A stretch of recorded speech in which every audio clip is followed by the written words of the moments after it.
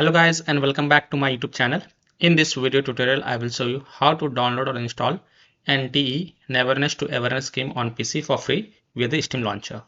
So without wasting time, here follow the steps very carefully. So open Steam, go to the store and in search the store search for NTE Neverness to Everness and then click on NTE Neverness to Everness scheme.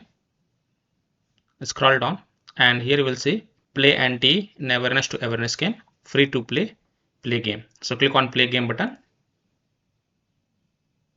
and here you can see NTE Neverness to Everness and the file size is 71.14 GB. So click on install button, then read the terms of service and then click on accept. Now go to library and here you will see that NTE Neverness to Everness game is getting downloaded on my PC.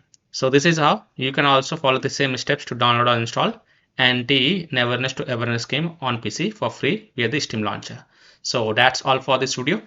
If this video helped you, then please like and subscribe to my channel, share this video and hit the bell icon to get the latest updates. Thank you.